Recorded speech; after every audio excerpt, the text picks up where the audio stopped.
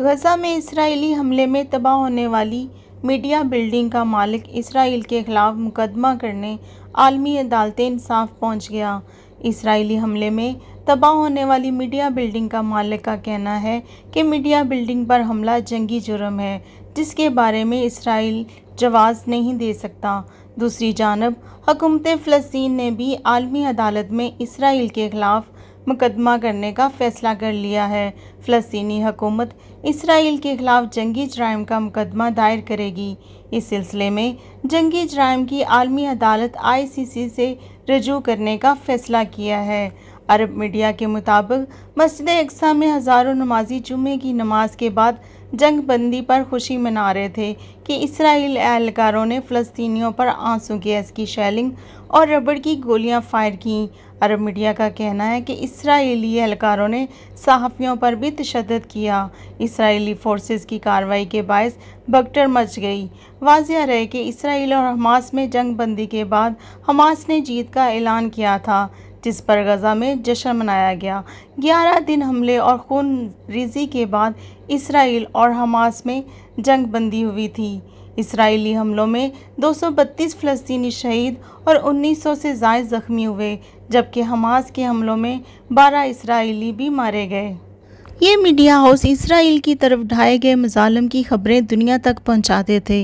ये इसराइल के ज़ालिम करतूत की तस्वीरें जारी करते थे। ये मीडिया हाउसेस इसराइल की जुल्म के मनाज़िर रिकॉर्ड करके दुनिया को दिखाते थे। इसराइल ने बगैर किसी डर और खौफ से मीडिया हाउस को हमला करने से पहले सिर्फ 1 घंटे का टाइम दिया और फिर इस पर हमला कर दिया। 11 दिन के जंग के बाद दोनों ममालिक के दरमियान जंग बंदी का ऐलान होने के बाद मीडिया हाउस के इस मालिक ने आलमी अदालत में इस केस को ले जाने का फ़ैसला किया है। इसके साथ फ़लस्तीन की हुकूमत ने भी इसराइल के जंगी जराइम का केस आलमी अदालत में दायर करने का फ़ैसला किया है। आलमी अदालत जो पूरी दुनिया के बड़े बड़े जराइम के हल के लिए बनाई गई है, इसे अपने मकसद को ईमानदारी से निभाना चाहिए। इसे तअस्सुब की ऐनक उतार कर इन केस की समाअत करनी चाहिए और इन केसेस का फ़ैसला इंसाफ पर मबनी होना चाहिए और इन केसेस की समाअत को मीडिया की कवरेज हासिल होनी चाहिए, ताकि दुनिया को भी हक़ाइक़ का पता चले कि कौन क्या कर रहा है, क्यों कर रहा है। अगर गलत कर रहा है तो इसकी सज़ा कितनी ख़तरनाक है। अगर आलमी अदालत हकीकत पर मबनी फ़ैसला करती है तो यकीन करें, इस दुनिया में नेतन्याहू जैसे बदमाश नहीं होंगे, दुनिया में मोदी जैसे बदमाश नहीं बनेंगे। हर जालिम का जब एहतसाब होगा तो ये दुनिया अमन का गवारा बन जाएगी, क्योंकि दुनिया में इंसाफ ही ऐसी चीज़ है जो अमन को जन्म देती है, अमन को कायम रखती है। अगर आज दुनिया में खून रेज़ी हो रही है, दुनिया जुल्म का शिकार हो रही है, मासूम लोग बेगुनाह मारे जा रहे हैं, तो इसकी वजह सिर्फ़ और सिर्फ इंसाफ का फुकदान है।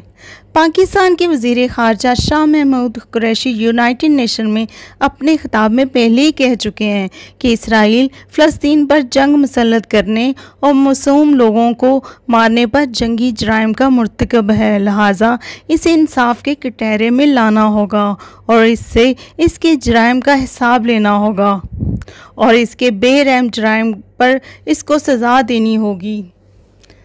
दुनिया में यूनाइटेड नेशन, सलामती कौंसिल और आलमी अदालत इंसाफ जैसे कायम करदा अदारों को अपनी ज़िम्मेदारियां निभाना होंगी।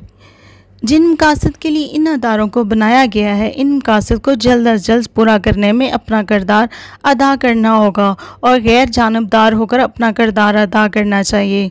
अगर आज ये अदारे अपना काम नहीं करेंगे तो वो दिन दूर नहीं जब इनकी जगह कोई और ले लेगा और दुनिया का रुख इनकी तरफ हो जाएगा।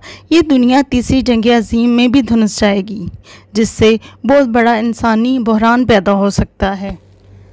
1948 में UNO ने फ़लस्तीन की सरज़मीन का 48% हिस्सा फ़लस्तीन और 44% हिस्सा इसराइल में बांट दिया था और इसराइल को दिए गए हिस्से को आज़ाद इसराइल स्टेट डिक्लेयर कर दिया था। जो यरूशलेम, जो फ़लस्तीन का दारुल हुकूमत था, इसको अपने कंट्रोल में ले लिया था और कहा ये हिस्सा ना फ़लस्तीन का है और ना ही इसराइल का, ये हिस्सा UNO के पास रहेगा। ये हिस्सा फ़लस्तीन का 8% बनता है। यूएनओ की करारदाद के मुताबिक फ़लस्तीन को भी हिस्सा मिल गया और इसराइल को भी हिस्सा मिल गया, लेकिन वक़्त के साथ इसराइल ने मज़ीद फ़लस्तीनियों के इलाकों पर कब्ज़ा करना शुरू कर दिया और 100% में से सिर्फ 15% हिस्सा इस फ़लस्तीन के पास है। बाकी 85% हिस्से पर कब्ज़ा करने के बाद इसराइल ने फ़लस्तीन पर पूरा कंट्रोल हासिल कर लिया है और फ़लस्तीन का हक़ खुद इरादियत इनसे मुकम्मल तौर पर छीन लिया है। फ़लस्तीनी ना असला रख सकते हैं, ना आर्मी रख सकते हैं, ना फ़ज़ाइया रख सकते हैं। फ़लस्तीन के पास इसराइल की जारियत रोकने के लिए सिर्फ़ एक जहादी ग्रुप है जिसका नाम हमास है, और वो भी यूएनओ के मुताबिक एक दहशतगर्द ग्रुप है जिनके पास ना जदीद असला है, ना ही टेक्नोलॉजी है। ये गैर मुसल्लह लोग सिर्फ अपने जिस्म और ख़ुद साख्ता बनाए हुए रॉकेट से इसराइल की जदीद टेक्नोलॉजी का मुकाबला करते हैं। और फ़लस्तीन वाले कहते हैं कि जो 1948 में हमें हिस्सा दिया था, जो हमारी स्टेट डिक्लेयर की थी यूएनओ ने, वो हिस्सा हमें वापस दिला दो इसराइल से, ताकि हम अपने और हमारे मुल्क में अमन बहाल कर दो, ताकि हम अमन के साथ अपनी ज़िंदगियां अपनी नई नस्ल के साथ गुजार सकें। लेकिन यूएनओ इनकी ये बात सुनने के लिए भी तैयार नहीं है। दुनिया को कोई अदारा इनकी बात सुनने के लिए तैयार नहीं है। इसराइल और फ़लस्तीन की मौजूदा जंग से पहले जब भी आलमी सतह पर इसराइल और फ़लस्तीन का मसला पेश किया जाता था, तो इसराइल का मौक़िफ़ होता था कि हमास एक दहशतगर्द तंजीम है और ये इसराइल पर रॉकेट हमले करती है, जिसके जवाब में इसराइल फ़लस्तीन पर हमले करता है ताकि हमास को कमज़ोर किया जाए। और इस मौक़िफ़ की वजह से ये मसला जूं का तूं लटका रहता था। लेकिन अब ऐसा नहीं होगा और फ़लस्तीन आलमी अदालत में वाज़ेह दलाइल पेश करेगा, इंटरनेशनल और नेशनल मीडिया को भी इन्वॉल्व करेगा और जामिया केस लड़ा जाएगा और इंशाल्लाह इसका फ़ैसला ज़रूर होगा और ये फ़ैसला फ़लस्तीन के हक़ में ही होगा।